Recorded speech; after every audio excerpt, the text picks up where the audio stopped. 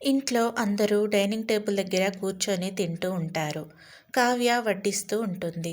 ప్రకాష్ అటు ఇటు చూసి ధాన్యం ఆకలి అంటూ కేకలు వేయగానే ధాన్యలక్ష్మి వస్తున్నానండి అంటూ మాడిపోయిన బ్రెడ్ ఆమ్లెట్ తీసుకొస్తుంది. అందరూ షాక్ అవుతారు. ఇంతలో ప్రకాష్ నేను ఈ గడ్డి తినను అంటాడు. అయితే నేను ఇదే తింటాను అంటుంది ధాన్యలక్ష్మి. ఇక ప్రకాష్ కావ్యను అడిగి పెసరట్టు వేసుకుంటాడు. ధాన్యలక్ష్మి, అనామిక మాత్రం అదే తింటూ ఉంటారు. ఇంతలో కళ్యాణ్ చిన్నగా కావ్యను పిలిచి అడగండి అంటూ సైగ చేస్తాడు. కావ్య మెల్లగా అపర్ణ దగ్గరకు వెళ్ళి అత్తయ్య నేను ఇవాల్టి నుంచి మన ఆఫీస్లో డిజైనర్గా జాయిన్ అవ్వాలనుకుంటున్నాను. మీరు ఒప్పుకుంటే వెళ్తాను అంటుంది. ఇంతలో రుద్రాని కావ్య ఆఫీస్కు వెళ్ళకపోవడానికి కారణమే అపర్ణ వదిన. పోయి వదిన్నే కావ్య పర్మిషన్ అడుగుతుంది అంటుంది. ఇంతలో ధాన్యలక్ష్మి ఇచ్చిన మాట నిలబెట్టుకోవడం వీళ్ళ వంశంలోనే లేదు. మాట తప్పడం మోసం చేయడం తప్ప వీళ్లకు ఏం చేతనవుతుందిలే అంటుంది. ఇక ప్రకాష్ నువ్వు తినే గడ్డి బాగానే వర్కౌట్ అవుతుంది. పశువుల లక్షణాలు బాగానే బయటపడుతున్నాయి అంటాడు. ఇంతలో కావ్య చిన్నత్తయ్య నేను ఆఫీస్కి వెళ్తున్నానని చెప్పడం లేదు అంటుంది. ఇక ధాన్యలక్ష్మి నన్ను అత్తయ్య అనే పిలిచే అర్హత నీకు లేదు అంటుంది. ఇక స్వప్న సరే ధాన్యలక్ష్మి అని పిలవ్వే అంటుంది. ధాన్యలక్ష్మి ఏంటి ఎంత ధైర్యం నీకు నన్నే పేరు పెట్టి పిలవమంటున్నావా అంటుంది. ఇక స్వప్న ఏంటి ఆటలుగా ఉందా మీకు? అత్తయ్య అని పిలిస్తే పిలిచే అర్హత లేదు అంటున్నారు. పేరు పెట్టి పిలిస్తే ఎంత ధైర్యం అంటున్నారు. నోరు ఉంది కదా అని ఇష్టం వచ్చినట్టు మాట్లాడకండి అంటుంది.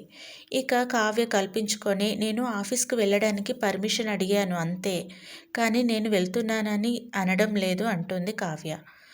ఒకసారి మా అక్క వద్దని చెప్పాక మళ్ళీ వెళ్ళమని ఎలా చెప్తుంది? అయినా నీకు వండి తగలేయడానికే సరిపోతుంది. వంటిల్లే కరెక్ట్ ప్లేస్ అంటుంది. ఇంతలో అపర్ణ సీరియస్గా నా కోడలు ఎక్కడుండాలో డిసైడ్ చేయడానికి నువ్వెవరు? నా కోడలు వండి తగిలేయడానికి వంట మనిషిలా కనిపిస్తుందా అంటూ కావ్యను నువ్వు ఆఫీస్కి వెళ్ళు అంటూనే కావ్య వేసిన డిజైన్స్ వల్ల మనకు ఎంత పెద్ద కాంట్రాక్ట్ వచ్చిందో తెలుసా మీకు అంటుంది.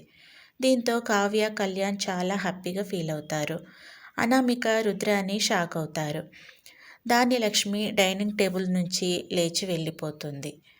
ఇక కావ్య నేను ఆఫీస్కి వస్తున్నానని అందుకోసం అత్తయ్య దగ్గర పర్మిషన్ తీసుకున్నాను అని రాజ్కి చెప్తుంది.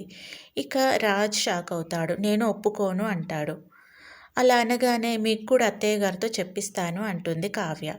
రాజ్ కిందికి వస్తూ ఈ అత్త కోడలు కలవడం ఏంటో అని ఆలోచిస్తుంటే అపర్ణ ఎదురుగా వచ్చి నువ్వు ఒక్కడివే వస్తున్నావు, నీ భార్య ఏది అని అడుగుతుంది. ఇంతలో కావ్య పైనుంచి నేను రెడీ అయ్యాను అత్తయ్య అంటూ వస్తుంది.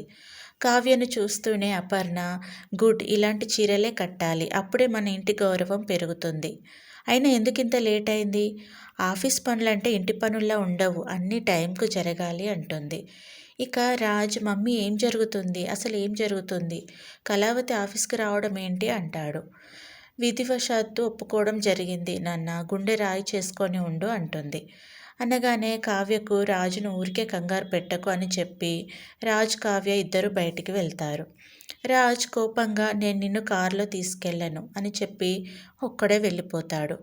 కావ్య కోపంగా చూస్తూ నేను ఎప్పుడు ఆఫీస్కి వెళ్ళినా కాదనని వ్యక్తి ఇవాళ నన్ను ఆఫీస్కి తీసుకెళ్లకుండా వెళ్ళాడంటే నా అనుమానమే నిజమవుతుందా అని మనసులో అనుకుంటుంది కావ్య.